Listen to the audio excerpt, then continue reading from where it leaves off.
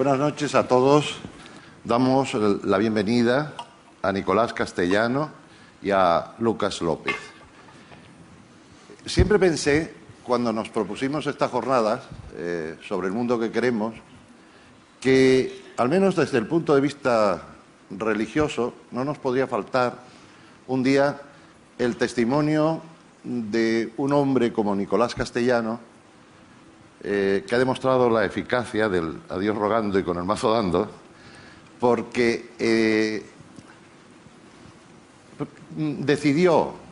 se decidió por la acción de un modo muy rotundo y muy claro, con una actitud que explicaba todo un proyecto verdaderamente transformador en la línea de conseguir o de buscar el mundo que se quiere o el mundo al que se aspira, y que son esos proyectos que consolidan de verdad un verdadero desarrollo, como es el proyecto de su fundación.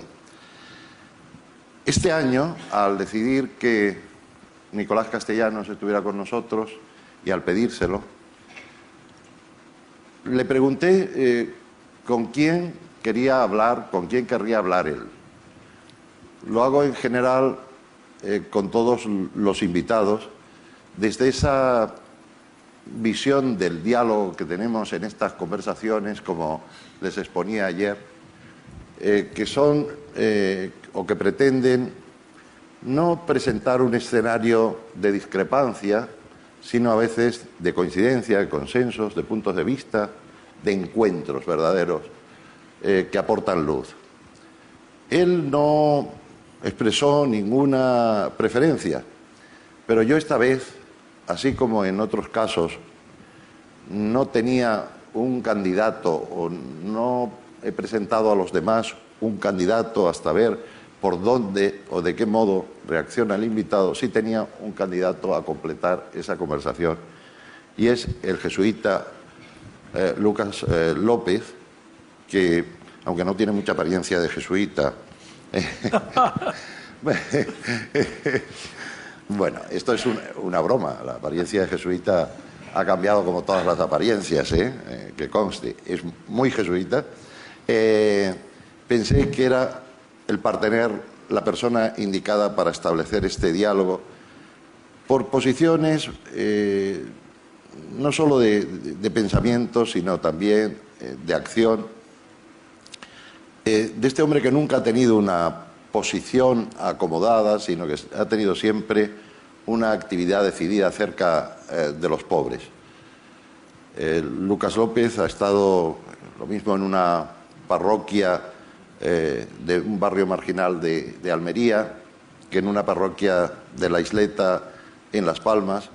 Es ahora el director general de la Fundación Radio ECA, y no es necesario aquí en Canarias contar lo que ha significado Radio ECA en el desarrollo de nuestras islas y en el desarrollo, sobre todo, educativo del archipiélago.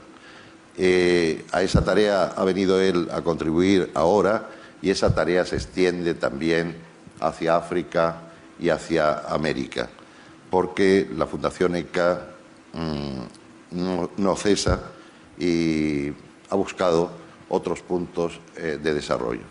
De manera que, desde dos perspectivas diferentes, son cristianos que están en este mundo, y son dos testimonios de creencia de otro mundo posible y aún de otro mundo imposible. Y por eso me ha atraído tanto el título que sugirió el propio Lucas, ¿no? Cristianos en este mundo. Hoy, cuando hablábamos de cómo iba a desarrollarse este acto, pensaba yo que podíamos hacerlo así, empezando por el principio. Ahora que tenemos a Nicolás Castellano en esta ciudad hermanada con la ciudad en la que él trabaja, Santa Cruz de la Sierra. Lo comentábamos hace un momento y yo me acabo de enterar que Santa Cruz de Tenerife está hermanada con Santa Cruz de la Sierra por unos cartelitos que cuelgan en la calle del Pilar, ¿no? Pero ya saben ustedes que los hermanamientos de las ciudades sirven, por lo general, para que los políticos de uno y otro lugar viajen, ¿no? Y se encuentren en actos retóricos. En este caso, Nicolás Castellano ha venido desde Bolivia para compartir esta tarde con todos nosotros, pero eso sí, por cuenta de Caja Canarias, ¿eh? Y de más cerca ha venido Lucas López. Bueno, bien, como has visto, esta presentación, Lucas, como te dije, ha resultado tan deslavazada como yo mismo me había pensado que iba a resultar. Ha resultado tan deslavazada precisamente porque los quiero mucho, los admiro mucho, y entonces me he fiado de que tengo el conocimiento suficiente como para que la presentación saliera mejor. Y es la peor de las presentaciones que haya podido hacer. Eso sí, es muy sincera, tan sincera como torpe. En el comienzo hablábamos, podíamos empezar por ahí, por el título, ¿no? Cristianos en este mundo, ¿no? Recuerdo a uno a Cristo diciendo: mi reino no es de este mundo. ¿De qué mundos hablamos, no? ¿Qué intención crees, Nicolás, Lucas? ¿Qué intención? Porque luego vais a hablar vosotros y yo me callo y le daré el turno a los asistentes luego en el coloquio, pero ¿qué sentido real tenía esa expresión de Cristo mi reino no es de este mundo? ¿Era una manera de desentenderse de todos nosotros aquí abajo y subirse a una torre de marfil glorificado?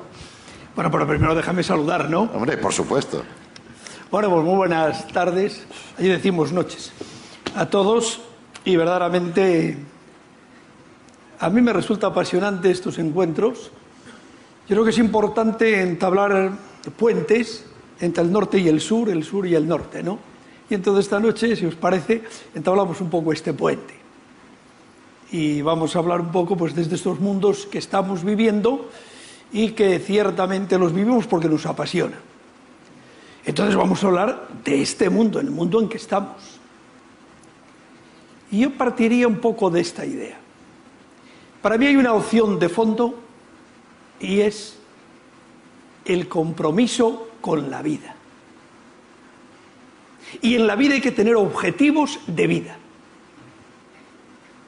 Donde yo vivo, un objetivo de vida es saber cómo reducimos las fronteras de la pobreza. El barrio donde yo vivo, la ciudad de Santa Cruz de la Sierra, 1,5 millones de habitantes, 200.000 habitantes, el 60% son pobres y el 40% viven en la miseria. Ese es un objetivo de vida. Otro objetivo de vida es, en esta ciudad hay unos 15.000 niños y niñas que viven y trabajan en la calle. Entonces, un objetivo de vida es abrirles un centro que puedan comer a mediodía, que puedan ducharse, ya hace mucho calor, y también a ver cómo los rescatamos de la calle y les abrimos otros caminos. Eso es un objetivo de vida. Otro objetivo de vida, yo por ejemplo en Bolivia, el continente de América Latina es el continente donde hay mayor desigualdad. Y dentro de América Latina, Bolivia es el país donde hay mayor desigualdad. Entonces, reducir esas desigualdades, ¿ves?, es otro objetivo de vida. Y así podría estar hablando aquí yo de objetivos de vida, pero hombre, también me interesa. A mí me parece que es importante en la vida, y como objetivo de vida, poner nombre y apellido e historia al que no la tenga. Nosotros, por ejemplo, desde nuestras posibilidades limitadas, pues estamos poniendo nombre y apellido, intentando que tengan historia, protagonismo, en 500 jóvenes, chicos y chicas, que les damos una beca, y los que eran candidatos a delincuentes se convierten en posibles profesionales. Y fijaros, con 200 euros, un chico en Santa Cruz de la Sierra frecuenta la universidad pública, le cubre la matrícula, transporte, alimentación y fotocopias. Entonces, yo quiero decir que un cristiano en este mundo tiene que tener un compromiso por la vida y unos objetivos de vida. Por ahí enfocaría. Lucas. Bueno, yo también quiero comenzar agradeciendo la invitación a estar con ustedes, agradeciendo también a esta casa, a Caja Canarias, que es miembro del patronato de Radio ECA y que además ayuda económicamente a Radio ECA, por supuesto mucho menos de lo que a mí me gustaría. Lógico, ¿verdad? Siempre me gustaría que fuera más. Y empiezo con el dato económico porque a mí me parece... Se me ha olvidado decir que es palmero, pero ya se nota, ¿no? Bueno, vaya hombre, sí, esa es mi mayor virtud. La iba a dejar para el final. Bueno, el dato económico me parece muy importante subrayar porque, verán, mañana, hace 100 años que nació un vasco, a mí me parece extraordinario, que es Pedro Arrupe. Mañana hace 100 años. Y Pedro Arrupe fue el general de los jesuitas que al final de los 60 y principios de los 70 hizo que la compañía encarnara aquello que se llamó la opción por los pobres, ¿no? Y él lo justificaba diciendo, miren ustedes, las injusticias, la pobreza, son enormes en este mundo. Mientras que algunos morimos de exceso de colesterol, decía él, hay muchísima gente que muere de hambre.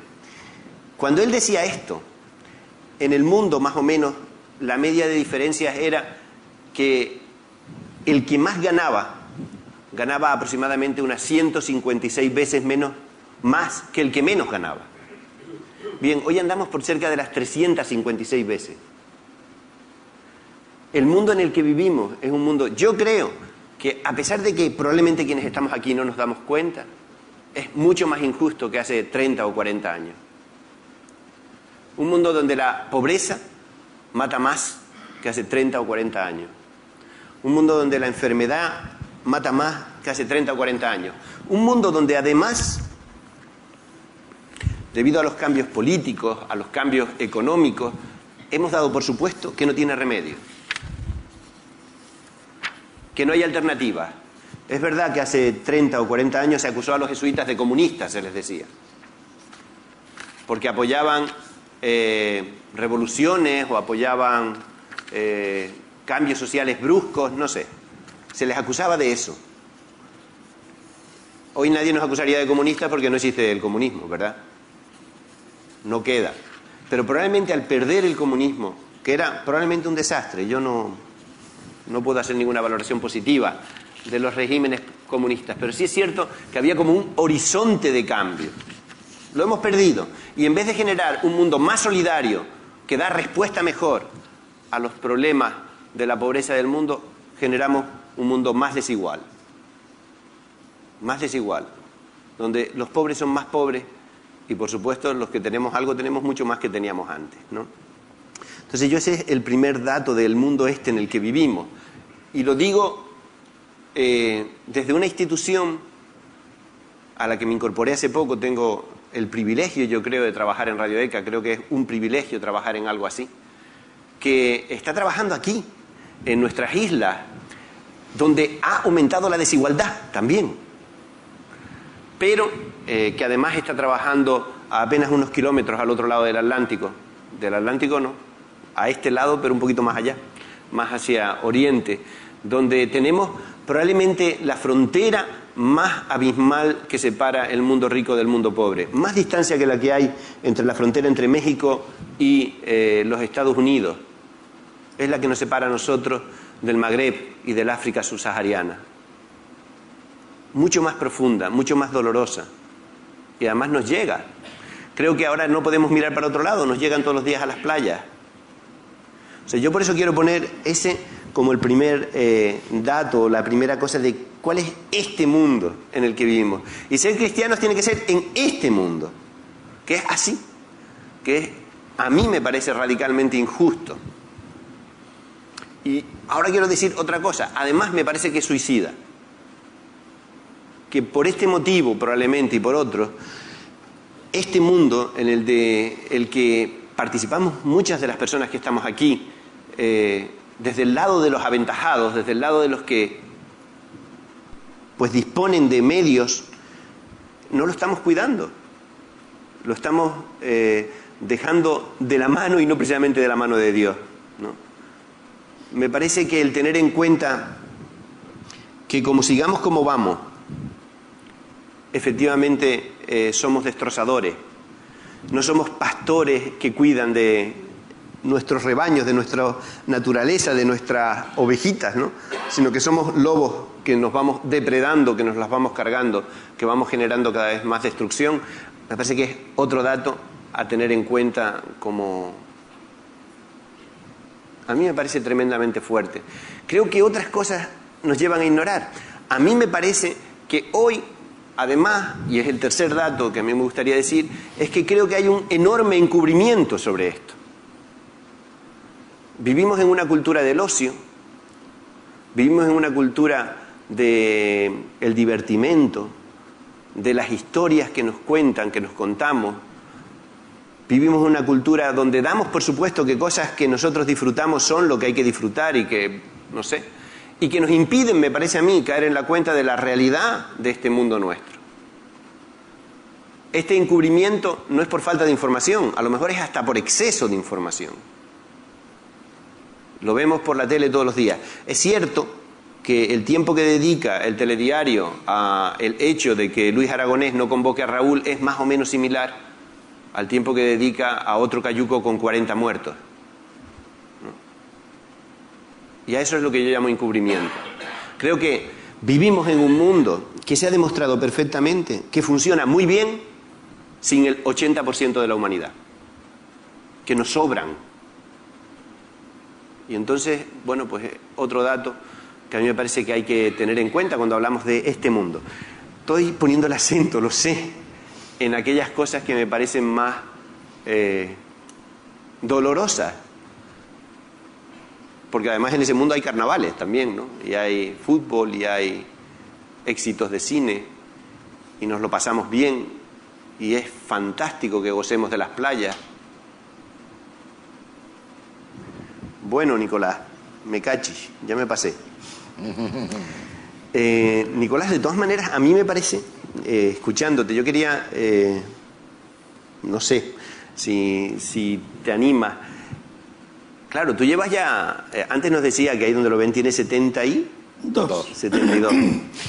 Tú has visto muchos cambios. Y este mundo, este que te toca vivir, tiene cambios que no eran los que tú habías previsto. Efectivamente. Pero sin embargo yo tengo una observación. Yo siempre he partido de esta idea. Todos podemos cambiar el medio en que estamos. Yo no voy a cambiar el mundo.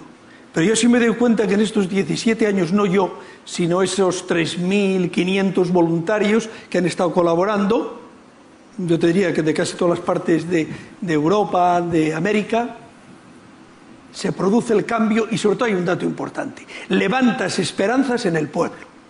Para mí eso es lo más importante. En el barrio donde vivo yo, el 60% son pobres, el 40% viven en la miseria, pero es un pueblo que tiene esperanza. Yo veo el contraste, por ejemplo, cuando vengo a España, yo veo aquí una gente que no tiene esperanza, que ha perdido el sentido de fiesta. Y aquí los ídolos del tener, del poder, del consumo, parece que es la fiesta, y esa fiesta te deja insatisfecho y demás. Entonces, cambios, lo que tú decías antes es verdad. Cada día más pobreza. Sin embargo, yo me doy cuenta que se pueden cambiar las cosas, que ese mundo, ese otro mundo, esa otra alternativa es factible. Y lo es precisamente desde mi visión y óptica, lo es desde la primera palabra, cristiano.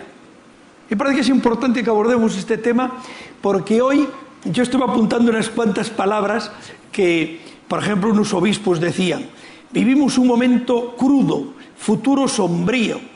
El pesimismo prevalece, la autoestima colectiva decrece, hablando de la Iglesia. Y siguen hablando que hoy ya no se puede hablar de cristianos, sino te hablan de cristianos críticos, cristianos dialécticos, cristianos erasmistas, cristianos que viven en tensión con la Iglesia, que viven en el exilio interior. Ya fijaros, ya hace muchos años, el teólogo Carlos Rahner decía que vivíamos un invierno eclesial. Entonces yo me parece que es importante, en esta situación que estamos viviendo, ¿qué es lo que pasa? ¿Por qué hoy ser cristiano o el cristianismo hoy no es la buena noticia que anunció Jesús? Y mira, yo en esto voy a ser muy claro. A mí me parece que tenemos un déficit de presencia del Espíritu Santo. Este es un fenómeno, a mí me parece que, así como decía antes, que es una opción de fondo el compromiso con la vida, también os digo, la presencia del Espíritu Santo es un don y un regalo. Estamos hablando en cristiano. Entonces, hay que reconocerlo. Hoy la Iglesia, nosotros, necesitamos un baño del Espíritu Santo. Y eso en el Nuevo Testamento es muy claro. Es la acción de Dios en el interior de cada hombre y de cada mujer. La acción de Dios en el mundo. Y eso en el Nuevo Testamento se le atribuye al Espíritu Santo. Fijaros, y esto lo tenemos olvidado, cuando Jesús nos dice, anuncia que se va, dice, pero atentos, os queda la presencia y la acción del Espíritu Santo. Y es curioso, creemos que el Espíritu Santo, no sé, como que está fuera. El Espíritu Santo está dentro. Y el Espíritu Santo, lo dice el Vaticano II, no solo habla por los pastores, habla por todo el pueblo de Dios. Y es curioso, cuando Jesús dice que va a enviar al Espíritu Santo, seguidamente hace el lavatorio de los pies. Luego estamos en dos actitudes profundas, la experiencia de Dios y al mismo tiempo la experiencia, el compromiso con el hombre, la mujer y preferencialmente con los pobres.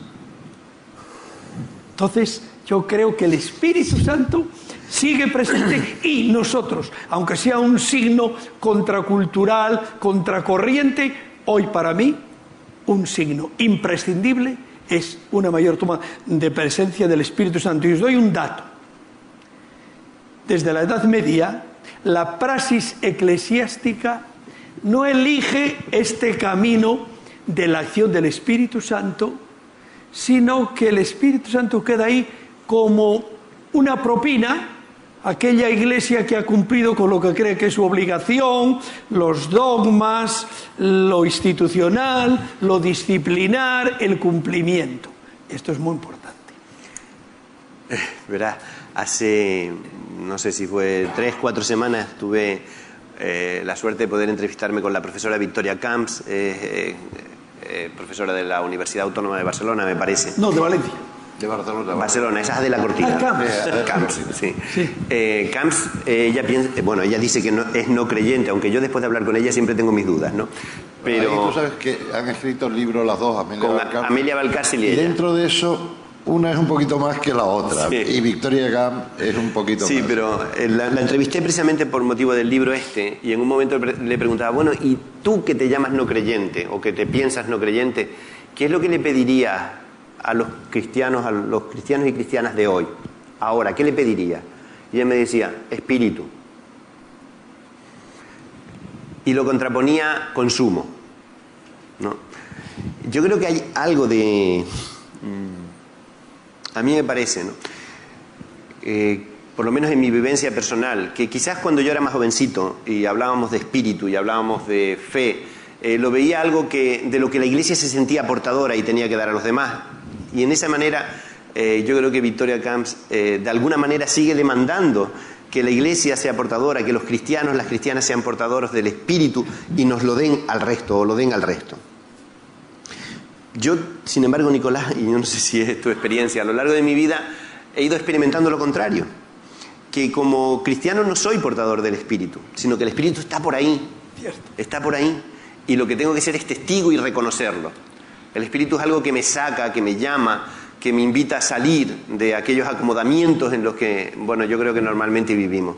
Verás, perdónenme que continúe con mi pequeño homenaje hoy a Pedro Arrupe. En una entrevista que le hicieron con motivo de los cambios que se estaban dando en el mundo al final de los 60, piensen ustedes, mayo del 68, todo aquello que se estaba viviendo, los más jovencitos aquí no lo recordarán, ¿verdad? No, allá arriba me dicen que no. Bueno, pues con motivo de esos cambios le preguntan si él sentía temor ante los cambios del mundo y él dice, no tengo ningún temor a los cambios del nuevo mundo. Lo que temo es que demos respuestas de ayer a los problemas de hoy. Ese sí sería mi temor, ¿no? Y yo creo que va en esta línea. El espíritu, yo creo que no es algo que dominemos o que podamos conceptualizar, ¿no? Sino es algo que nos va sacando y de repente una situación que vivíamos de una manera determinada empieza a ser de otra. Y yo creo que el espíritu, y ahora me permites que converja algo con lo que tú estabas diciendo, a pesar del comienzo que tuve, y que de verdad me lo creo, yo creo que lo que dije son los rasgos que a mí más me chocan del mundo. Hay otros rasgos que son de espíritu, y que son de espíritu esperanzador. Y yo te voy a dar, por lo menos, voy a compartir con ustedes tres que a mí por lo menos me llenan de esperanza. El primero es la mujer.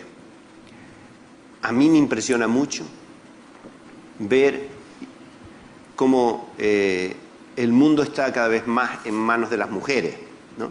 Cada vez más hay mujeres que desempeñan tareas y funciones en todos los niveles enormemente importantes, ¿no?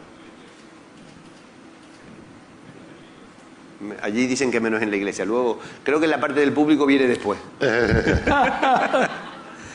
A mí pero me ya se impresiona. apunta razonable.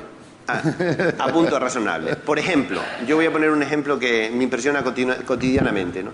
En ECA, la directora de Radio ECA es una mujer, Mari Carmen Palmés. A mí me parece una extraordinaria mujer, además. Pero es que su equipo de dirección fundamentalmente son mujeres, ¿no? Y Mari Carmen Palmés, como directora de Radio ECA, dirige una institución que hoy está trabajando en África subsahariana, en Mauritania, en Cabo Verde, que está trabajando en Canarias, que es la heredera del padre Villén, que fue el fundador de Radio ECA. Ella hace esa función hoy. Es una mujer. Y la hace extraordinariamente mejor de lo que lo haría yo. Estoy absolutamente convencido. Ese dato de ver mujeres que no esperan a que se les ceda el sitio, sino que ya están tomándolo, me parece que es una espléndida noticia. Y espero que lo sea para la Iglesia también. Deja que te diga un dato verificado en América Latina. Donde hay un grupo de mujeres, sean religiosas o laicas comprometidas, las sectas no tienen cabida. Ese problema que tanto preocupa a los obispos de América Latina de las sectas, donde hay un grupo de mujeres, no se dice de los curas ni de los obispos, sino donde hay un grupo de mujeres, allí no entran las sectas. Nada más era aportar ese dato de América. Hay otro rasgo de espíritu, de esperanza, que a mí ciertamente me tira. Es ambiguo, claro, todas las cosas son un poco ambiguas. Tiene que ver con esto de lo que llamamos la red de redes, la globalización. Bueno, pues es la enorme conciencia que cada vez se levanta más por el derecho a la diferencia, ¿no? Pienso que hace unos años sabíamos, y yo creo que fue Sting, un cantante, el que levantó la noticia, ¿no? Y nos hizo tomar conciencia de que no podía ser que nuestro modo de relacionarnos con los pueblos que viven en otras culturas siguiera siendo machacarlos, ¿no? La situación de la Amazonía, donde hay tantísimos pueblos que han conseguido sobrevivir a 5 siglos de masacre, ¿no? Y aún están ahí. Yo creo que hoy tenemos mucha más conciencia de que esa diferencia es riqueza para la humanidad, de que eso no lo podemos dejar. Creo que en la Iglesia Católica también vivimos con mucha más, yo diría, gozo las diferencias que antes. Antes quizás, voy a decir algo, tengo la impresión de que los más conservadores querían que toda la Iglesia fuera conservadora y que los más progres querían que toda la Iglesia fuera progre. Y que el conjunto de la Iglesia quería que todo fuera Iglesia. Y yo creo que hoy como Iglesia no sentimos que la misión de la Iglesia sea conseguir que el mundo entero sea Iglesia, que todas las sociedades sean Iglesia, que todas las religiones sean la religión cristiana. Creo que tenemos una más clara valoración de que podemos aprender y que el Espíritu está por ahí dando vueltas fuera de nosotros. Me parece que ese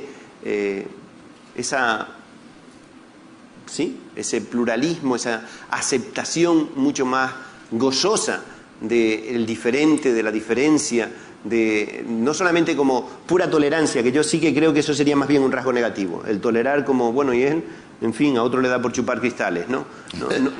Sí, yo recuerdo una vez, eso fue una anécdota en un congreso, en un certamen de teatro, con un periodista italiano que se enteró que yo era jesuita, me miró y me pregunta, ¿y cómo te va? Le conté y tal cual, y él dice, sí, bueno, está bien, hay a quien le da por tirarle piedras a los aviones, me contestó. Digo, bueno, en fin, no me refiero a esa tolerancia, yo creo que al convencimiento de que en el Islam hay presencia de Dios que es muy importante para la Iglesia Católica, para mí que soy cristiano, que en el budismo hay presencia de Dios que lo es, que en el ateísmo hay una presencia de Dios que es muy importante para mí. Bueno, eso en lo que se refiere a lo religioso, pero también en la valoración de las culturas, ¿no? De otras culturas. Yo creo que además vamos tomando conciencia de que nuestra cultura, tal y como la hemos vivido, a pesar de ser la cultura, estamos convencidos de que somos los mejores, de que los occidentales hemos conseguido el mayor desarrollo y tal. También tenemos el convencimiento, o la sospecha al menos, de que somos los más destructivos. Y de que o aprendemos de los demás, de las otras culturas, esa cultura amazónica que lleva milenios conviviendo con la Amazonia y la Amazonia perfectamente viva. Y ellos también. Y ahora ya tenemos nuestras dudas de que nuestro desarrollo sea compatible con la vida de la Amazonia, ¿no? Bueno, esos son como signos, estaba poniendo más en positivo. Las mujeres, esto, y hay uno tercero. Pasa que ya me estoy alargando, ya te toca, Nicolás. Vamos a ver, no, perdona. Yo tenía aquí otra pregunta que hacerte, que van con el libro este de Camps y de Bart Karsel. Ellas sacaron un libro antes del verano, fue, que se llamaba Hablemos de Dios.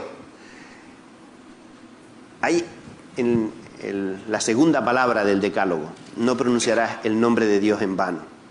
Yo tengo la impresión de que nos hemos hartado de pronunciar el nombre de Dios en vano, Nicolás.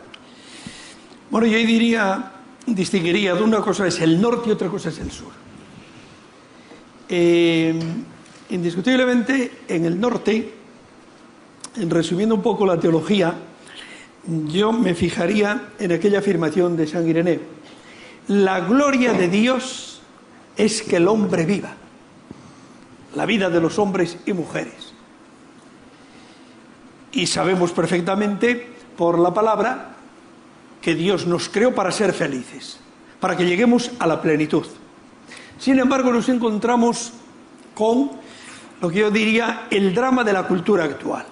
Dios estorba, Dios es inútil, Dios nos molesta, Dios nos recorta, Dios parece que impide que seamos felices. Claro, ahí no tenemos más que acudir. Jesús nos da otro concepto de Dios. El Dios de Jesús es un Dios que es padre, que es madre, que es ternura. A mí me sorprendió que que es premio Nobel de la literatura alemana, Henry Bell, dice que todavía no hemos descubierto el evangelio de la ternura. Y Dios es ternura, Dios es compasión, que no tiene nada que ver con ese Dios que dicen que estorba, etc. Entonces yo creo que hay que buscar ese Dios de Jesús que nos habla de compasión, de ternura, de que quiere la plenitud del ser. Sin embargo, la visión de Dios en el sur es totalmente distinta.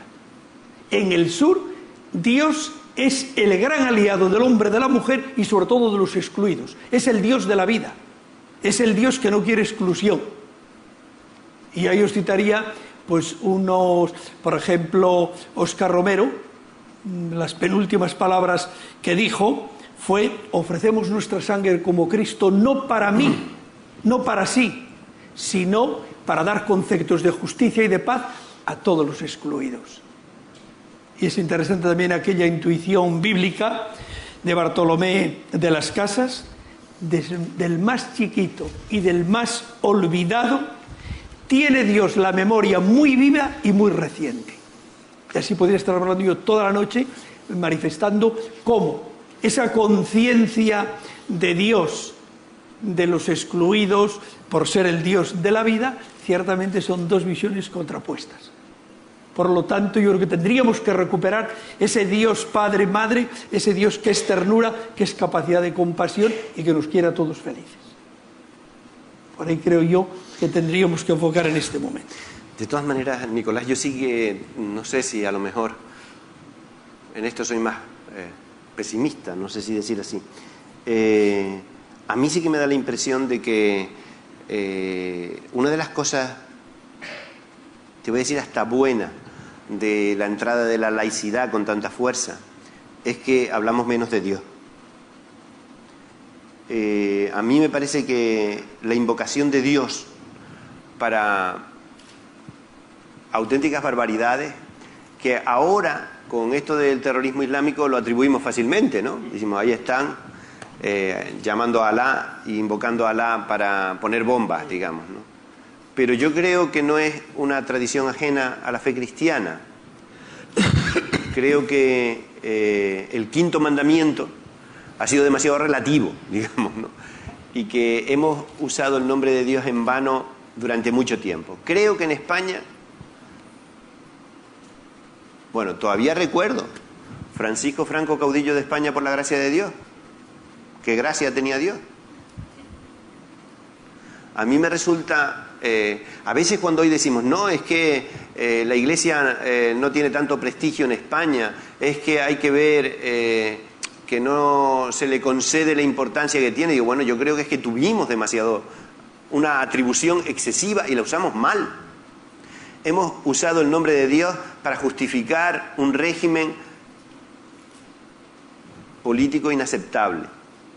Creo que esa tentación que en España en concreto se vivió en ese tema, se ha vivido en otros países y se sigue viviendo en otros países de tradición cristiana, y que las posturas de eso que se llaman los neocon, los neoconservadores, fundamentalmente de la escuela norteamericana, en la que uno observa, es verdad que los Estados Unidos no tienen nada que ver en su concepto de secularidad con nosotros y de laicidad. Europa es otra cosa en esto, ¿no? Pero uno observa cómo se puede invocar a Dios para ir a la guerra. Se le invoca, ¿no? Se invoca a Dios en política, para opciones políticas, que uno dice, ¿tienen realmente que ver con nuestra fe? O sea, yo creo que es muy difícil, porque creo que la Iglesia tiene la misión también de no decir otra cosa que a Jesucristo, que es el Hijo de Dios. Creo eso también. Y en eso me vivo. Pero sí tengo la impresión de que la mayor parte de las veces que tengo ganas de hablar de Dios, si me callo, lo hago mejor que si hablo. Y no sé, es verdad lo que dice. Yo también he vivido en el sur, he vivido en Paraguay 3 años y hay una vivencia totalmente diferente, aunque también es cierto que los políticos usaban el nombre de Dios. ¿De qué manera? Aquello de presentarse a las elecciones con la Virgencita de Caacupé, que es la patrona de Paraguay, en la mano, ¿no? Pidiendo el voto en nombre de la Virgen. Pero vaya, o sea que sí que es verdad eso. Pero y en ese sentido, tengo la impresión de que la laicidad, la secularización, es liberación hasta para la Iglesia. Cierto. Sí, señor obispo. Totalmente de acuerdo. Y eso es un pensamiento del Vaticano II. Vaya, yo creí que era mi original. No, tenemos que asumir la secularización. Hay que darle a Dios lo que es de Dios y al César lo que es del César. Es decir, que lo que se pueda resolver por los medios científicos, naturales, no hay que recurrir a Dios. Entonces, yo creo que es un bien la laicidad. No es el tema hoy de hablar de la laicidad, pero a mí me parece que es muy importante, en todas esas ambigüedades que se pueden dar en lo que estás diciendo, si tuviéramos un concepto claro de la laicidad. Y ese concepto no lo tenemos claro en la Iglesia. Un ejemplo bien claro lo tenemos en todo este conflicto que hay en España, por ejemplo, es porque no está claro el concepto de laicidad. Si no, no tenía que haber ese conflicto. La asignatura de la ciudadanía, etcétera, ¿no?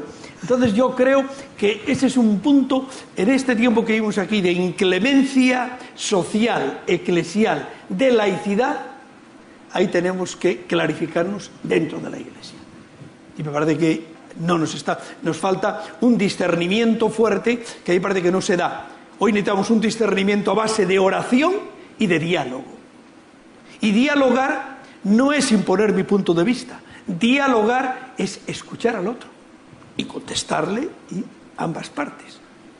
A mí, por ejemplo, yo considero que hemos perdido mucho en aquel año 1965-66, cuando Pablo VI publica la encíclica Ecclesia in Suam. Diálogo dentro de la Iglesia y diálogo de la Iglesia con el mundo y del mundo con la Iglesia. Entonces, claro, hay una serie de categorías, de elementos, de instrumentos que hemos ido perdiendo y dejando por el camino. Y hoy se dan monólogos, pero no se da diálogo. Entonces yo por ahí entiendo que necesitamos recuperar el diálogo como un instrumento clave. Y si soy cristiano, también la oración, el encuentro con Dios. Con esto que me dices de la oración, estaba recordando también a otro que citaste antes.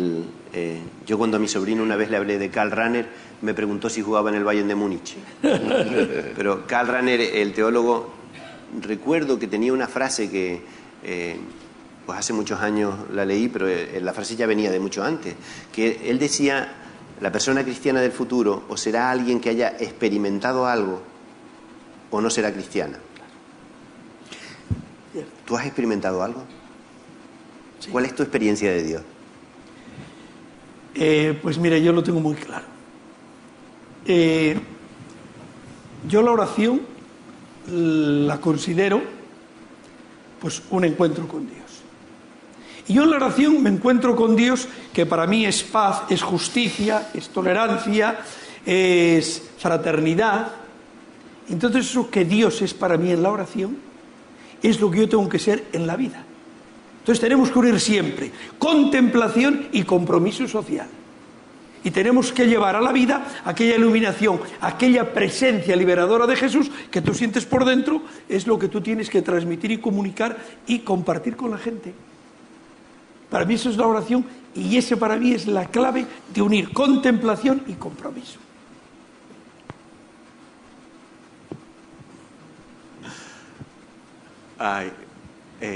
Claro, yo creo que me estoy metiendo en una trampa, ¿no? Te estoy diciendo que la mayor parte de las veces es mejor callar que hablar cuando uno piensa en Dios.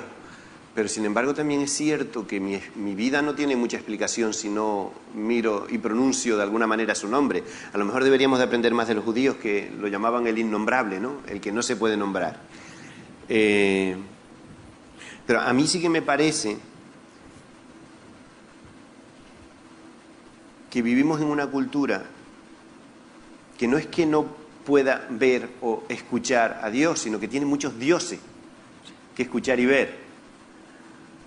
Que cuando hablamos de experiencia de Dios, el discernimiento, eso que tú estás diciendo, es clave, porque la posibilidad de engaño es muy grande, ¿no?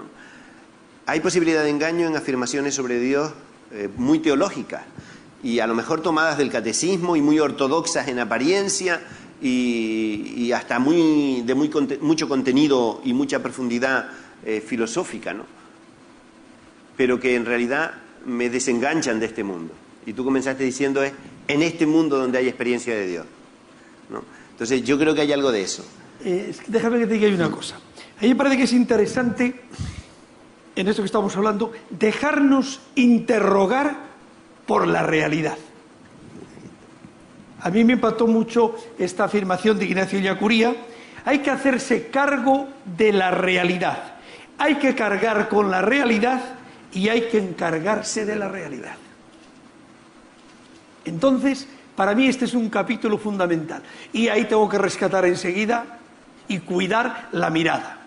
Y nuestra mirada no puede ser otra más que la mirada de Jesús, una mirada llena de ternura, de compasión, una mirada que te lleva a tender la mano, y entonces entablas como unos puentes, una red de relaciones que cambia, y ahí es donde fácilmente se descubre mejor a Dios.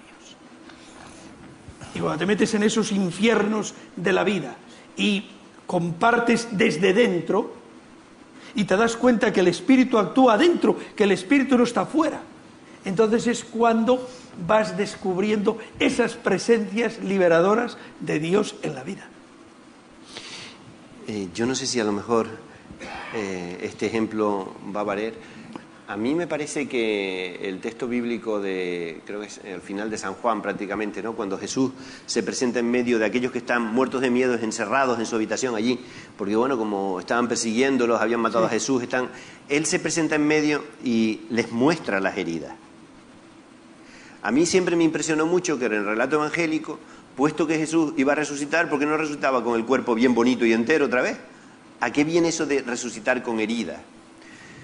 Y que al resucitar con heridas, al mostrárselas, les dice paz, paz para ustedes, paz a vosotros. Dice eso, ¿no? Y yo creo, algo has dicho tú, que a mí me parece que es verdad hoy también, que la experiencia de Dios se da solo si tocas las heridas, si miras las heridas, si estás dispuesto a acercarte a las heridas de este mundo.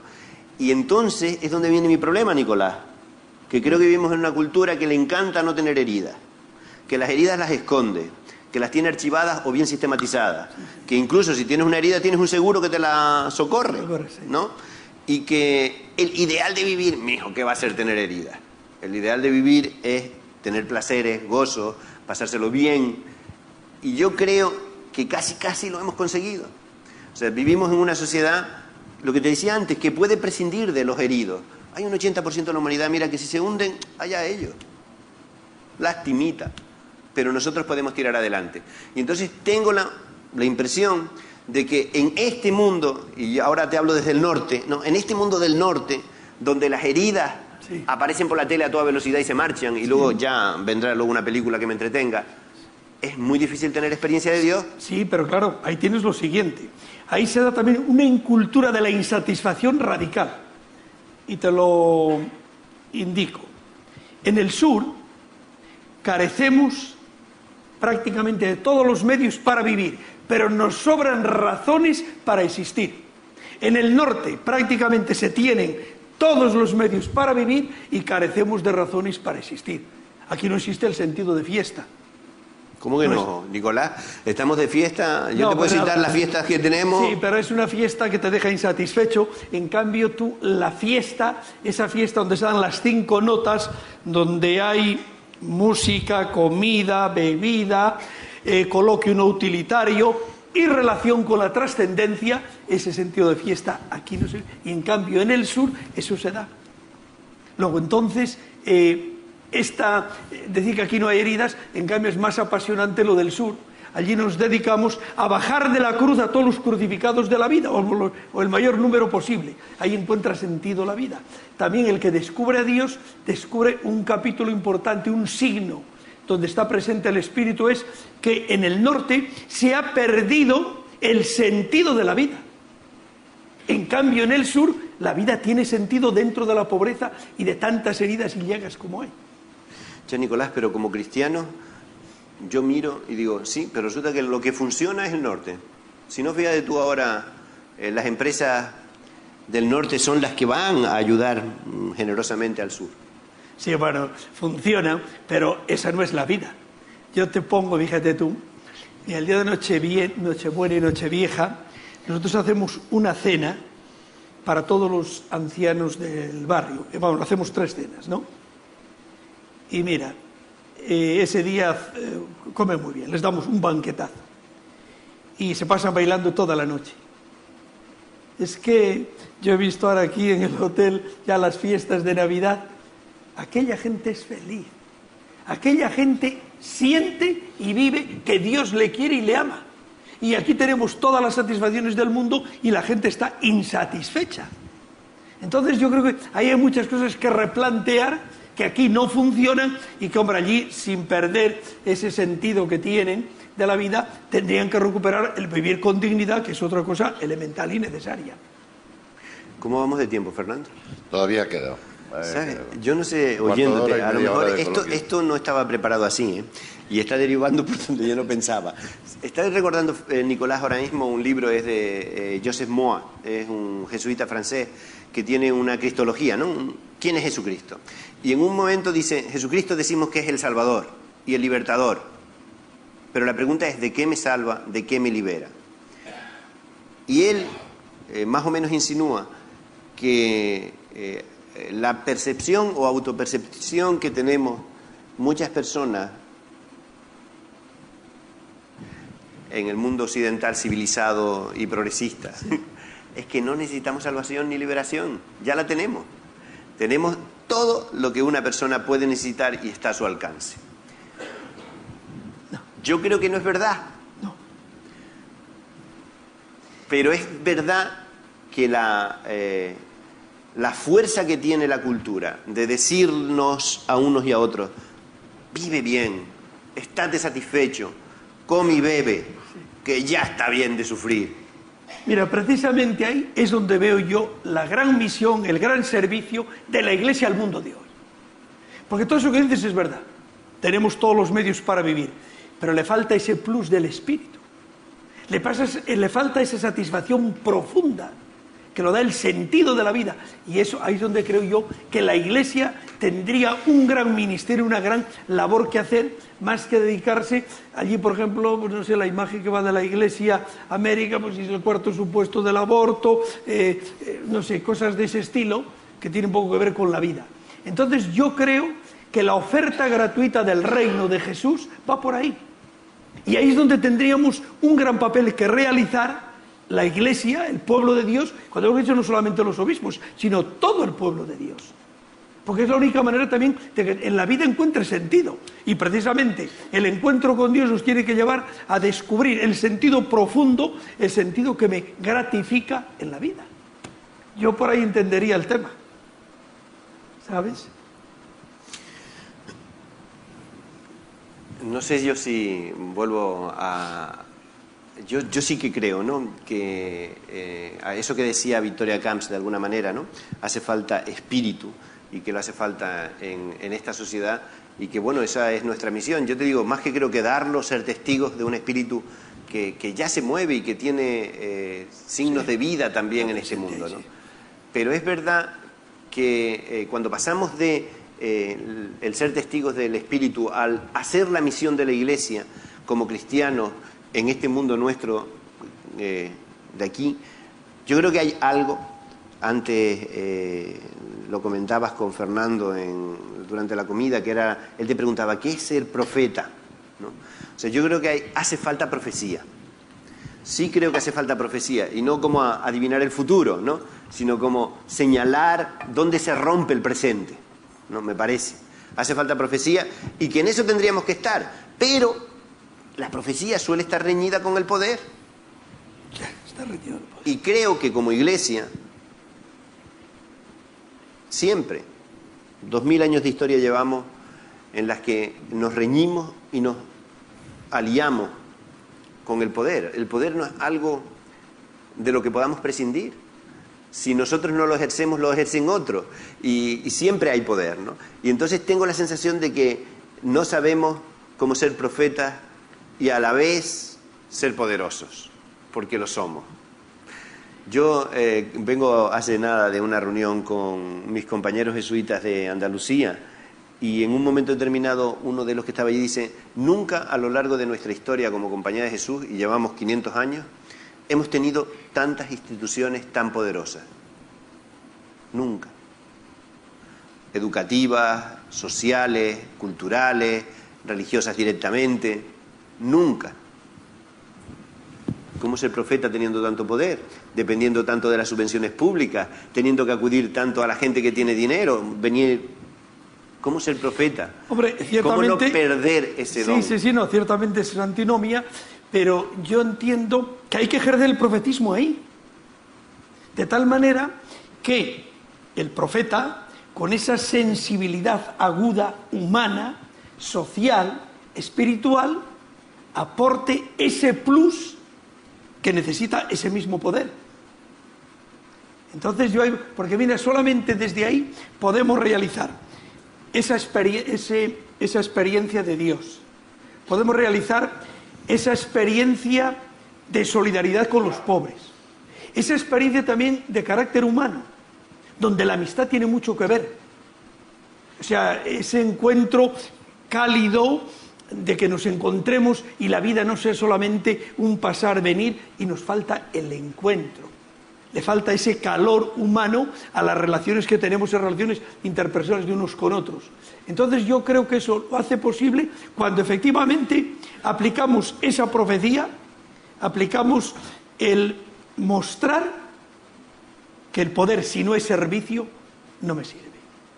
Entonces, a ver cómo somos profetas en esas instituciones, que si las dedicamos, no sé, a ejercer la profecía. ¿Por qué no vamos a ejercer la profecía a través de la educación, de la universidad, etcétera? Yo creo que ahí muchas veces lo que tenemos que interrogar es cómo estamos presentes en esas instituciones.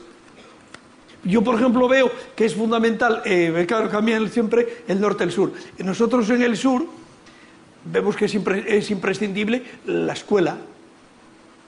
En todos los sitios lo es, ¿no? Pero yo digo que allí la Iglesia, el gran aporte que hace la Iglesia es abriendo escuelas. Pensar, en Bolivia hay 1 millón de niños y niñas en edad escolar en una población de 9 millones que no tienen escuela.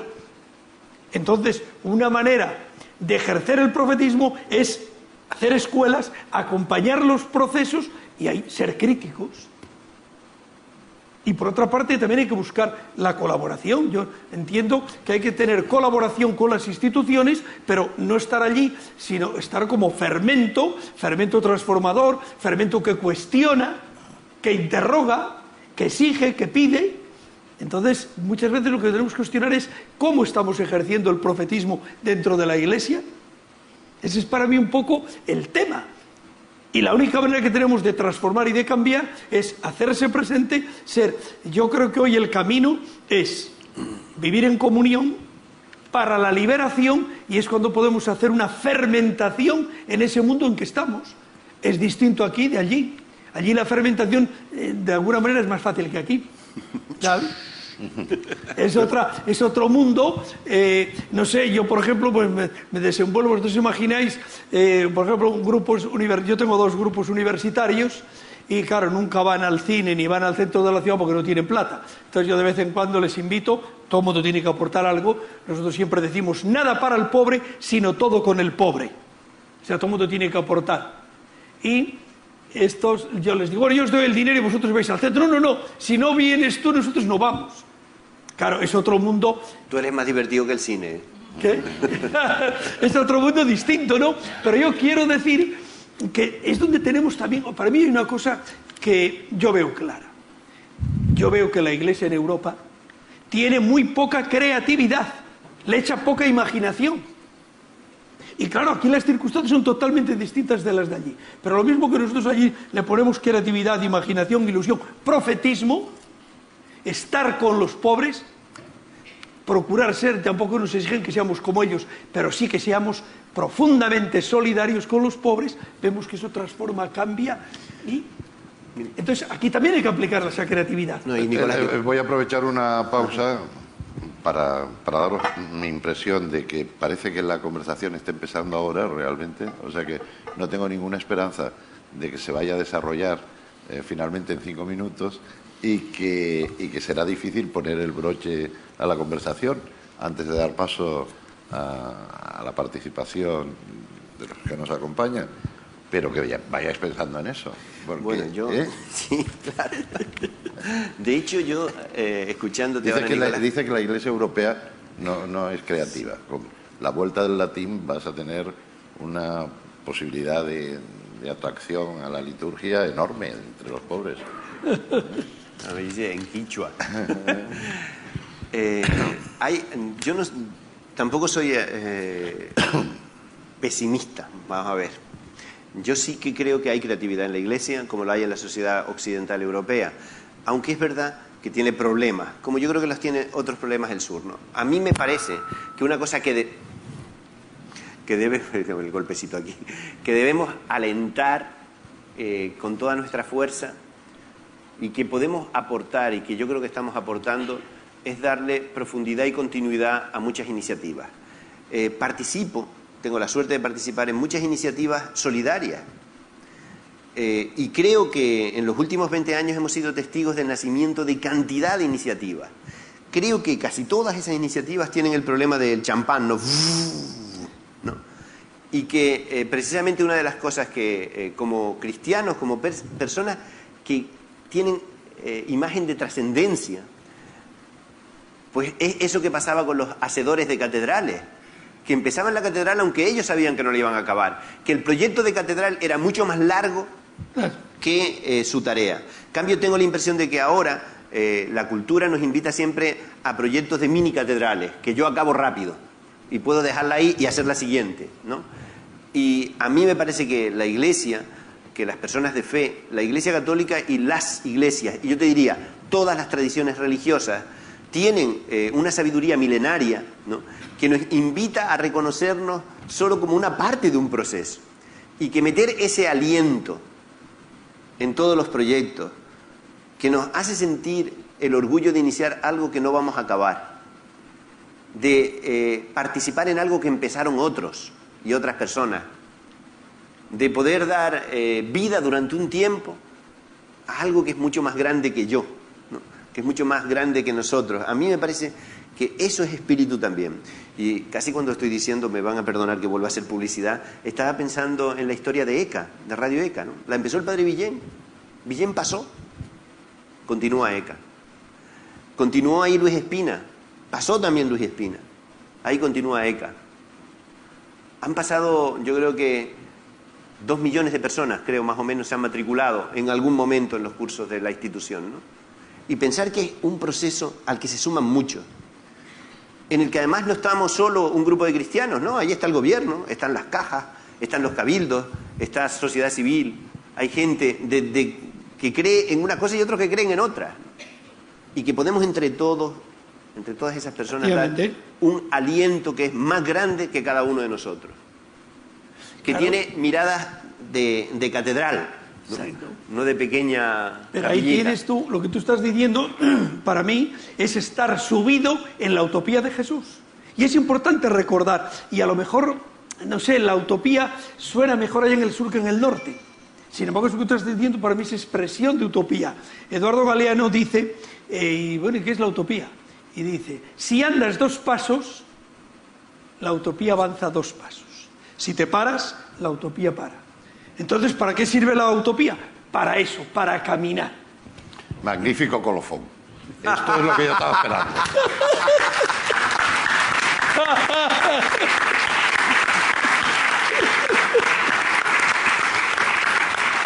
Bueno, pues ahora ha llegado el turno de público. Y ya veo una mano que se levanta allí, donde seguramente habrá un micrófono enseguida.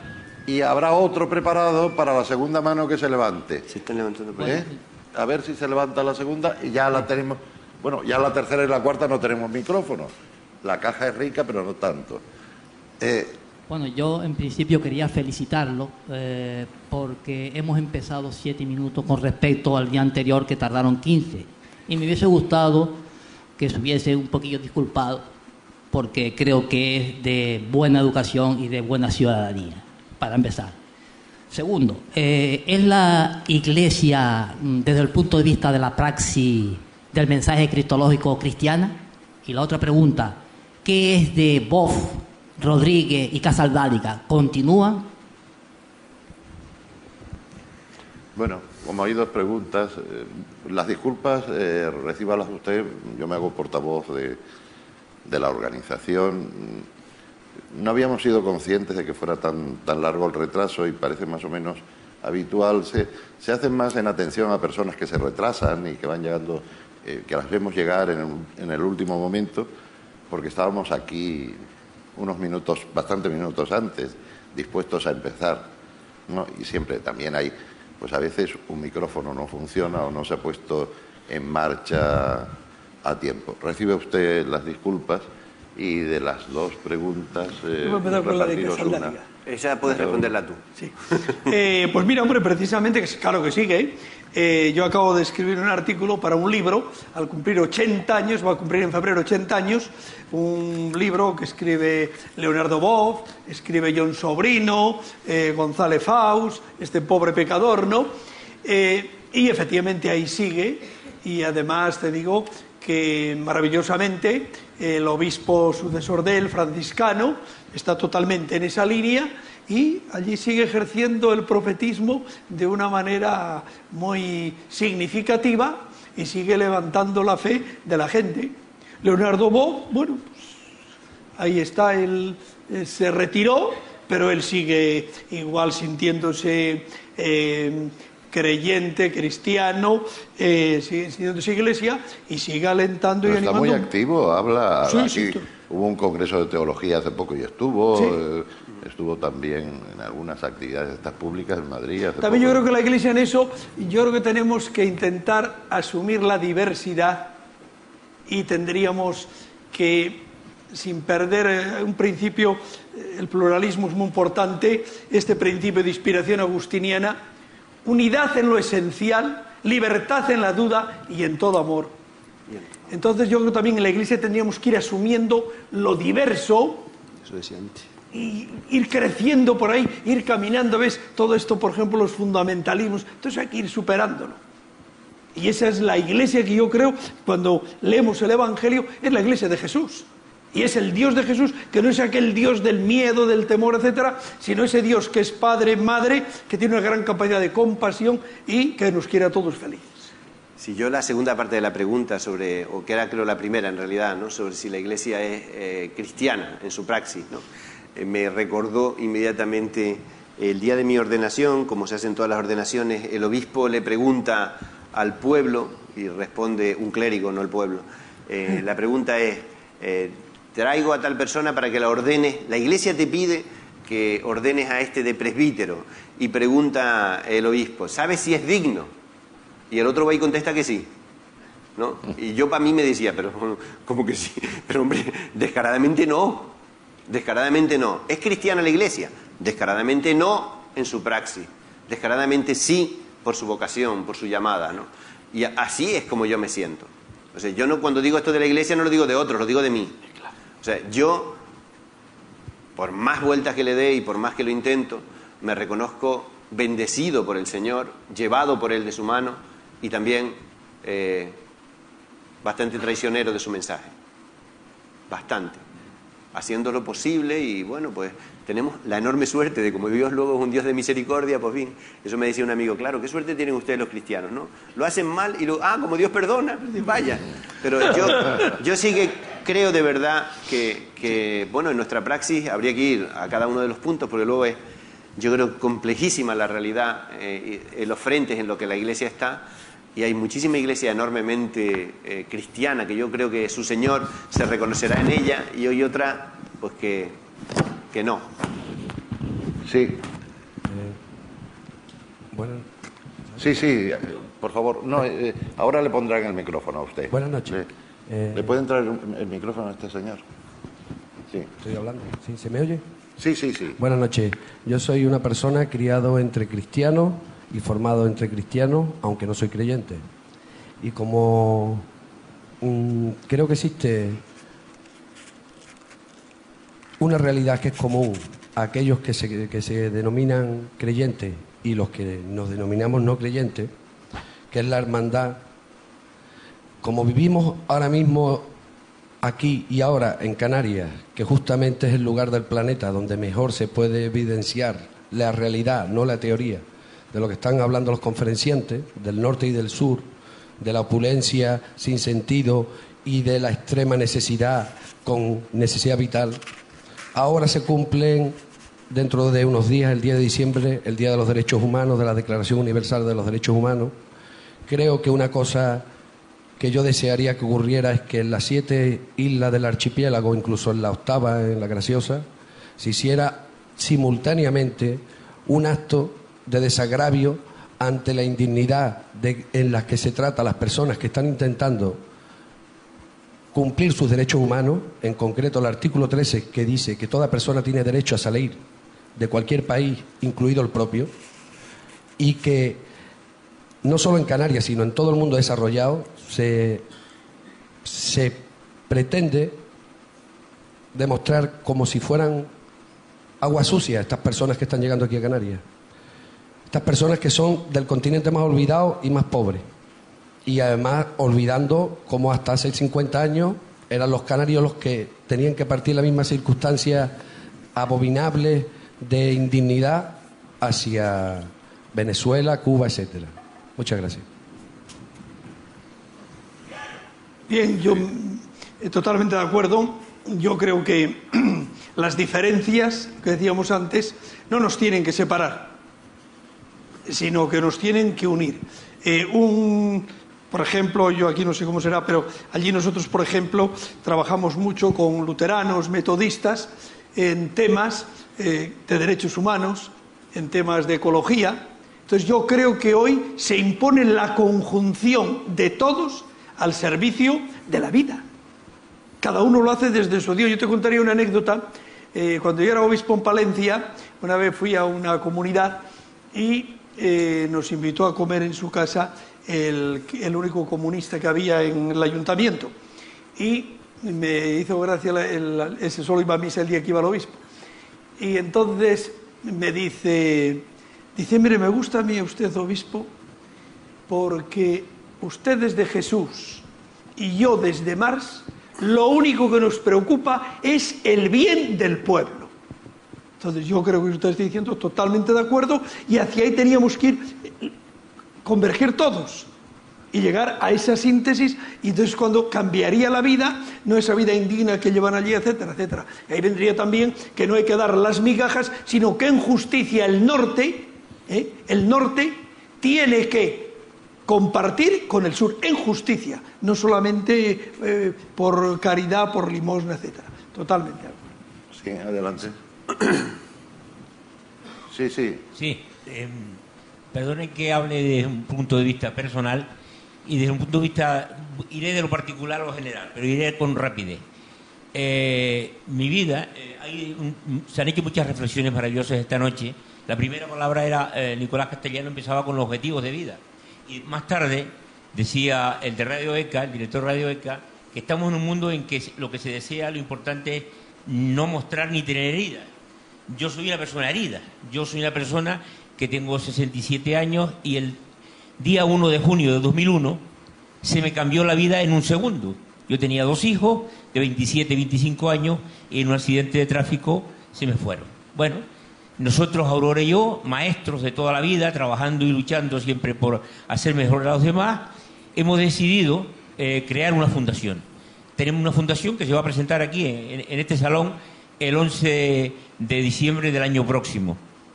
De este año, perdón, del diciembre de este año. Y bueno, esa fundación sirve, estamos metidos en una aventura que nosotros dudamos. A mí me ha venido maravilloso lo de esta noche, porque yo estoy lleno de dudas. Aurora y yo tengo 67 años, soy una máquina, soy una persona con un poder de meterme en todos lados y en todos los fregados, pero dudo continuamente si yo estoy preparado para meterme en este mundo. Hemos creado una fundación porque queremos hacer cosas por los demás. Es decir, nosotros queremos, este es el folleto, Fundación Canaria Carlos Salvador y Beatriz, que sirve para hacer cosas por los demás. Tiene que ver con Bolivia, porque nosotros desde el año 2001 estamos enviando material escolar a 3 países, a Bolivia, le mandamos a Cochabamba, fue donde inauguramos esta iniciativa. Estamos con Paraguay, con Perú y con Bolivia. Y tenemos un premio literario, tenemos un premio de psicología, estamos metidos en una aventura para hacer un centro de recursos educativos en Paraguay para hacer mejores a las personas. Y bueno, igual que tú, te digo tú porque me encanta decirnos así de tú, acercarnos, tú eres presidente de una fundación, yo también soy presidente, no me ha quedado otro remedio, la vida en contra me ha hecho eso. Entonces yo lo que quiero decir, que me ha sentido de esperanza, de fe, de ganas de cambiar las cosas. Y por eso te doy las gracias a ustedes esta noche, porque me reafirman en que yo, con mi pequeña, con ser una cosita chiquitita, con un granito, quiero también cambiar el mundo desde mis posibilidades. Gracias.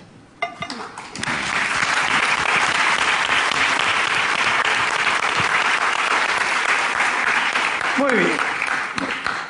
Sí, hay un señor. Sí, por favor. ¿Cómo es que... ¿Me están oyendo? Sí, sí. ¿Cómo es que nos ha mencionado aquí teología de la liberación? Primero. Segundo, ¿cómo es que Juan Pablo II se opuso tan radicalmente a esa teología? Muy bien, te aplaudo. Bueno, lo que hemos dicho va totalmente en la línea de la teología de la liberación. Pero no lo ha dicho usted, no lo ha dicho. Bueno, ha dicho usado la palabra. Teología de la liberación, no lo ha dicho. Bueno, yo creo la teología... Muchas veces hablas tú, has yo hecho la practico, la teología de la liberación. Mira, la teología de la liberación hace una pregunta. ¿Cómo hablar de Dios a los pobres? Y eso es lo que estamos haciendo. Nosotros muchas veces, yo también estoy de acuerdo lo que decía Lucas, a veces sin usar el nombre de Dios, yo precisamente una cosa que digo es, una cosa es que en la iglesia hablemos de Dios y otra cosa es que que Dios hable en la iglesia. Entonces, se puede usar o no usar la palabra, pero vamos, totalmente de acuerdo, y yo te digo que no hay otra teología, cuando estás en esos infiernos, no hay otra teología más que la de la liberación. Y bueno, luego Juan Pablo II no condenó nunca, la teología de la liberación nunca se ha condenado. Mostraron pues ciertas precauciones, prevenciones, etcétera, pero nunca los dos documentos que salieron, precisamente era Ratzinger el que los preparó, nunca se condenó la teología de la liberación. Y no tiene ninguna condena, y la teología de la liberación se practica, se vive con toda libertad allí en América Latina. Luego, oye, que haya gente que simpatice más, simpatice menos, es otro capítulo. Pero la teología de la liberación tiene carta de ciudadanía, de luego en América Latina, como la teología africana de la negritud también tiene carta de ciudadanía en África. No me ha contestado la pregunta. ¿Qué pasa con Sobrino? ¿Cómo? Con Sobrino. Con Sobrino. Bueno, le han hecho una advertencia. Tampoco está condenado. Es una monición, una advertencia de que no deja muy explícito que es hijo de Dios, etcétera, pero no tiene ninguna condena, ni le han prohibido que dé clases, ni nada. Una advertencia que tú también a tu hijo le puedes dar una advertencia, ¿no? Pero de todas maneras, Fernando, me parece que este tema es muy importante, el tema de liberación, ¿no? Antes recogía yo el texto de Joseph Moa, un libro precioso, se llama El hombre que vino de Dios. Yo creo que es absolutamente recomendable. González Faust dice que es la única cristología que él cree que va a sobrevivir al siglo XX, ¿no? Y este lo dice así, muy contundente. Cuando digo que Cristo es libertador, la siguiente pregunta que me tengo que hacer es ¿de qué me libera? ¿De qué me libera? Cuando digo que Cristo es Salvador, la pregunta que me tengo que hacer es ¿de qué me salva? Y yo sí tengo la sensación de que en Occidente, aquí entre nosotros, esa pregunta no tiene respuesta ahora mismo. Hemos hecho una teología, o se ha hecho una teología que sirve para otros continentes, que la hemos puesto en otras situaciones y que perfectamente yo creo que la Iglesia, con dificultades, dice Nicolás, y yo creo que a veces más dificultades de las que uno quisiera, está vigente. Pero no me elude mi pregunta aquí ahora. Aquí en Occidente. Yo creo que nosotros, en Occidente, la Iglesia de Occidente y los cristianos de Occidente, hemos remandado la pregunta afuera. La hemos remandado demasiado. Y aquí necesitamos liberación y salvación. Y yo me pregunto, ¿de qué me libera Jesucristo? ¿Cómo es el libertador aquí, donde tengo demasiado dinero? Donde tengo demasiada plata. Donde tengo derechos sindicales reconocidos. Donde tengo un sistema de salud que me va a buscar si es necesario. Entonces, ¿de qué me libera el Señor aquí? Porque si no, vale muy bien la teología de la liberación para los pueblos oprimidos, pero ¿y nosotros? ¿Y los que estamos aquí? Esa es la teología que yo demando ahora, ¿no? Desde aquí, diciendo la otra me es muy importante, pero desde aquí, ¿cuál es mi respuesta a eso? Un teólogo, Metz. Estamos rompiéndole. Iba a dar paso. Un teólogo Metz dice que la única teología válida en esta Europa de los mercaderes es la compasión, la capacidad de sufrir con el otro. Eso es una versión de Metz. Ana. Vale, gracias. Bueno, buenas noches. Me ha parecido muy interesante la conversación, pero me gustaría pararme un poco en un punto que quizás se ha oído menos. El volumen puede... Y es el papel de la Iglesia como testigo, como testimonio. Me explico. Yo veo que, por lo que he oído y por lo que sé, que se hacen servicios de ayuda, pues las iglesias, no solo esta, otras, las ONG, etcétera, que son, bueno, como parches bien intencionados de una herida infinita, que, bueno, sí, son unas tiritas que a lo mejor cierran algo. Y eso sí veo que lo hacen, y lo hacen de forma concreta, y se citan las cosas concretas. Una escuela no sé dónde, 300 niños curados, no sé qué. Veo que hay mucha más ambigüedad y bastante menos compromiso cuando se trata o se pudiera tratar, que es lo que yo echo de menos, de dar testimonio de las injusticias concretas con nombre y apellido. No hablar en general de la liberación y de las injusticias, no. Los asesinatos en Ciudad Juárez, el feminicidio que en Latinoamérica se ha llevado ya por delante no sé cuántas mujeres, muchas de menos de 16 años. ¿Por qué no se denuncia? ¿Por qué no se investiga? Por ejemplo, los genocidios que se continúan haciendo continuamente en países llevados o provocados por gente muy cercana al poder.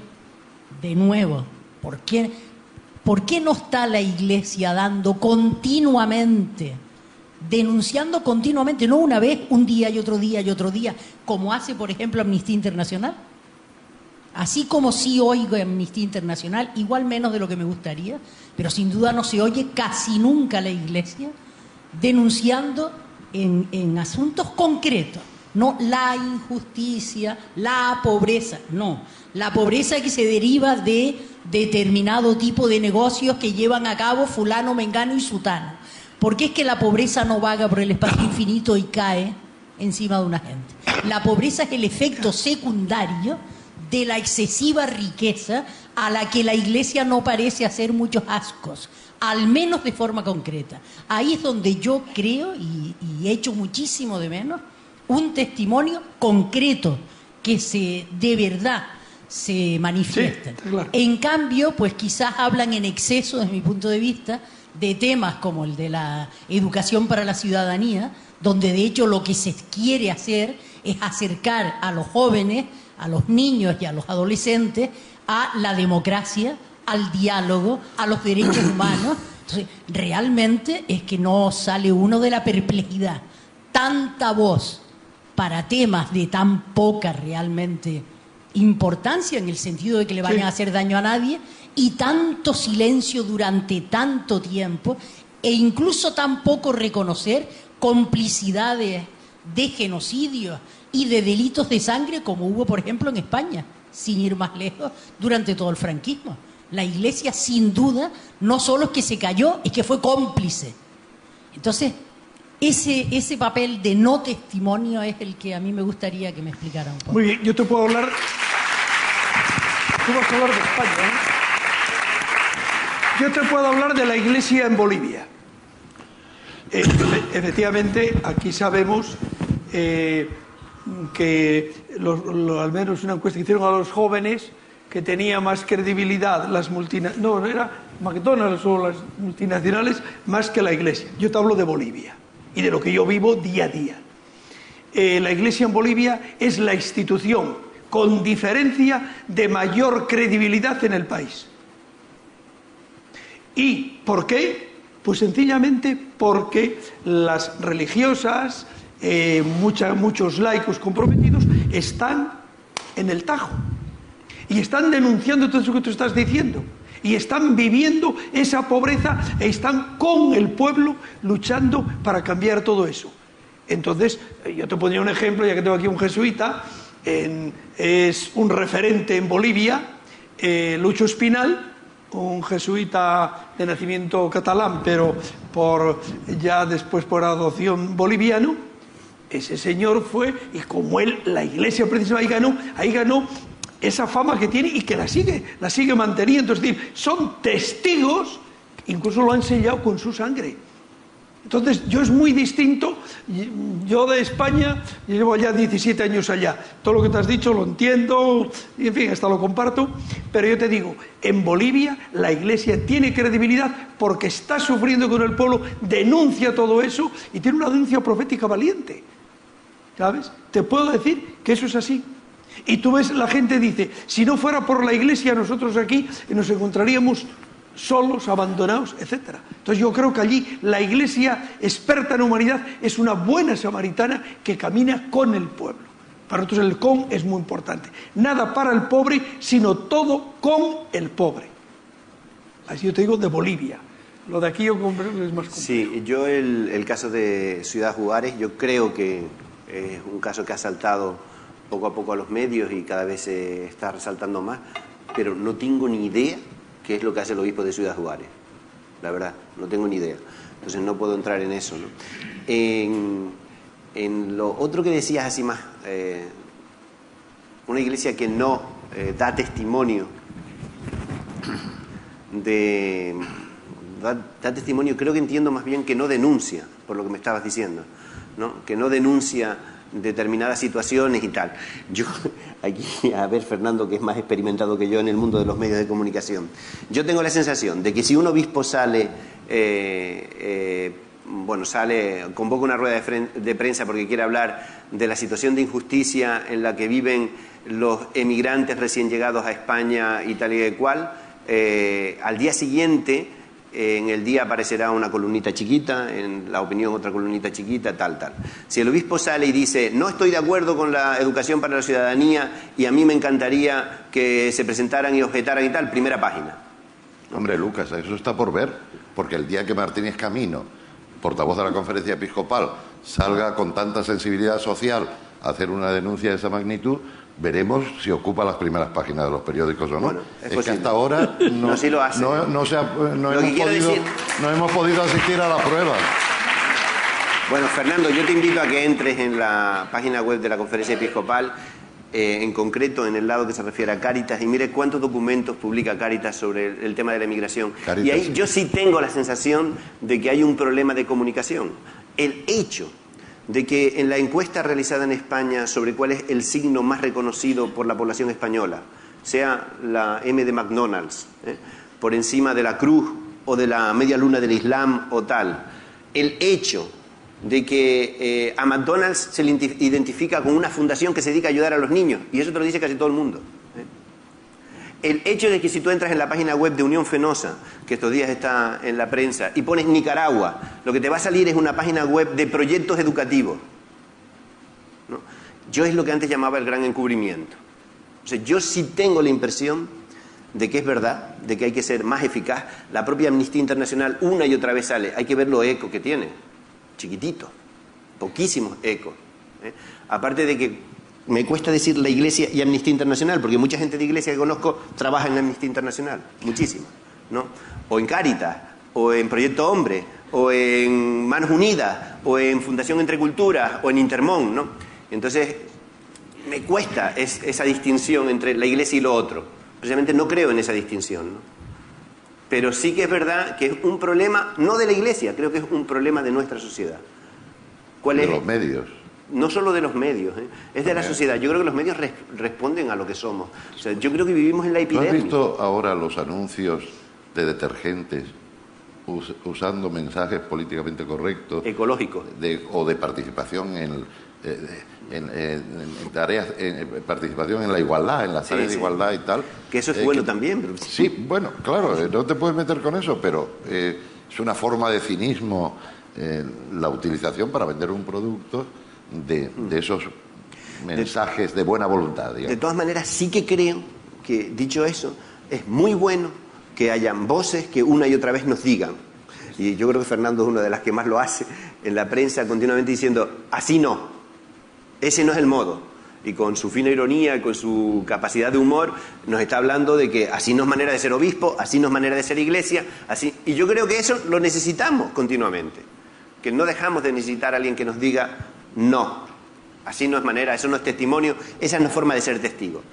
También, y acabo con esto, a mí me parece que la mayor parte de la gente de iglesia que conozco, quizás el ámbito en el que yo me muevo, es muy autocrítica y muy crítica con la institución. Y que no es gente que se quede quieta. Incluso los obispos con los que hablo, ¿no? Estaba recordando una conversación con el obispo de las Islas Orientales, la diócesis de Canarias, que decía a una pregunta mía de si él creía en Dios, me dice, creer sí, pero bastante mal lo hago, ¿no? Y yo creo que algo de eso es lo que vivimos muchas veces, ¿no? Sí, sí, por favor. Ya, yo creo que es, si no hay una petición... ¿Cuántas peticiones quedan? Porque ya pasamos de las 10 de la noche. Pues, por favor, les ruego a unos y a otros que sean breves y acabamos aquí, porque es imposible prolongarlo más. Quería recoger las palabras del señor Nicolás de utopía, que me han gustado mucho, porque utopía, yo entiendo, esperanza, ilusión viva y una meta luminosa para alcanzar. Y en ese aspecto no cree que es muy importante la influencia que se recibe del lejano oriente, no de las religiones, sino de la filosofía profunda de siglos, el beneficio que dé por el reconocimiento del valor del hombre y del cultivo del hombre. ¿No crea la influencia poderosa que eso puede tener también? Totalmente de acuerdo. Y con y había que ¿Ves? A esa síntesis, con diversidad de sentidos, teníamos que llegar. Hay que ir integrando todos los elementos de tal manera que vayamos hacia ese sueño de la fraternidad universal de todos los hombres y mujeres. Totalmente de acuerdo. Sí, adelante. Yo quería hablar sobre el cristianismo aquí en España. Por favor. Sobre el cristianismo aquí en España y un elemento que a mí profundamente me escandaliza, que es la actuación de la COPE. Yo no sé, parece ser que es la fuente quizás más popular de la Iglesia y desde luego en absoluto es un vehículo de diálogo, ni de comprensión, ni de compasión, y yo quisiera que se hablasen sobre este tema. Bueno, me toca, ¿no? La verdad que no estoy en la dirección de la COPE, no sé por qué motivo la dirección de COPE permite o alienta o posibilita los espacios radiofónicos que oímos. A mí no me gustan y no los considero un ejemplo de lo que debiera de ser la presencia cristiana en los medios de comunicación. Es que no sé más. Yo quiero hacer notar aquí que estamos hablando de instituciones de la Iglesia. Hay alguien que ha hablado del marxismo, que podía igualar lo otro y lo demás allá. Estamos viviendo una realidad aquí y ahora que hay mucho voluntario que ayuda en Cáritas, en cosas de café y calor, donde hay quien no tiene techo y duerme por ahí y se le ha facilitado para dormir, para bañarse, para muchas cosas, para preocuparse de esas gentes que lo pasan mal.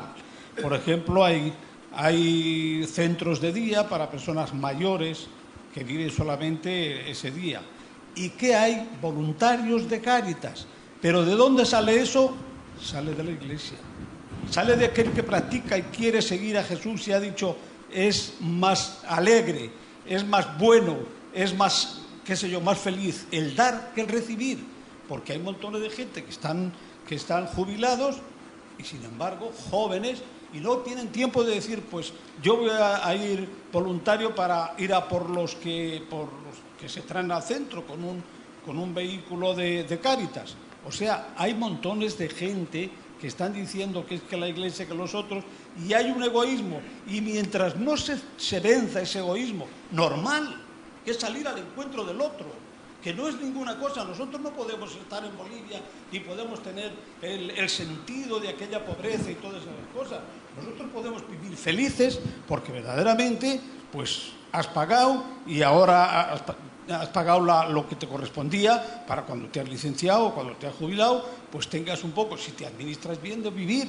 Y no te hace falta tanto, que no hace falta tener lo de ladrillo, eso millones y millones. Eso ya es fuera del sentido de Jesús. Y nada más.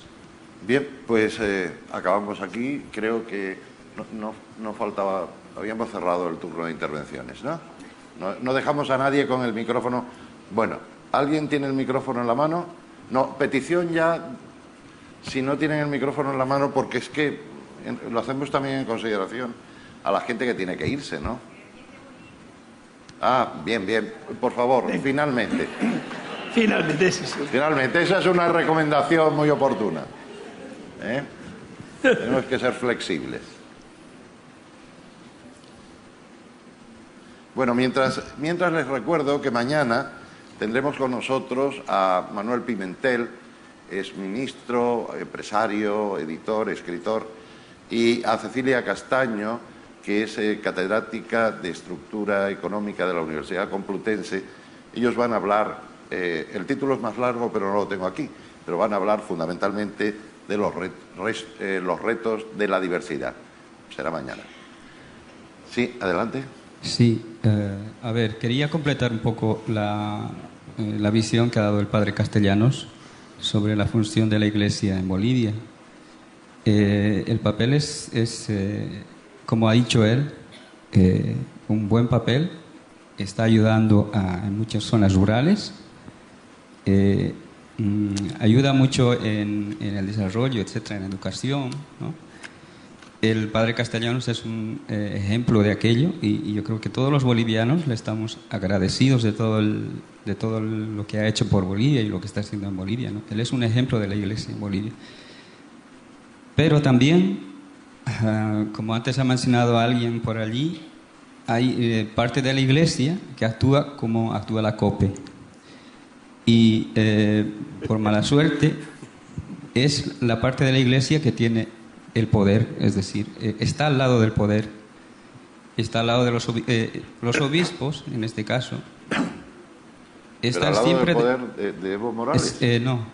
A ver, lo que coloquialmente nosotros llamamos la oligarquía, cuando alguien de la oligarquía sale a hacer oposición o a dar mensajes contra el proceso de cambio que se vive ahora en Bolivia, al lado aparece un obispo o al lado aparece una autoridad de la Iglesia, avalando con su presencia, digamos, ese cierto poder moral que tiene todavía, ¿no? Entonces, es por eso que digo que en parte está perdiendo también este poder moral ante los ojos de la población en general, ¿no? Del pueblo. Esto es lo que quería complementar sobre lo que dijo el padre Castellanos. Pues muchas gracias por lo... Sí, es un hecho que se da. No es que toda la Iglesia sean todos.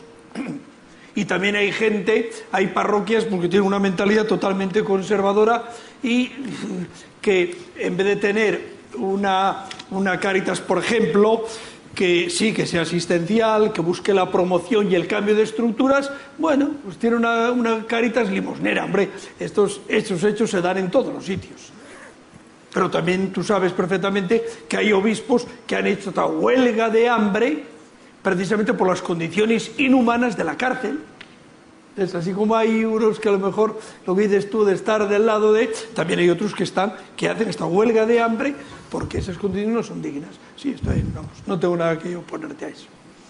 Pues muchas gracias. Gracias.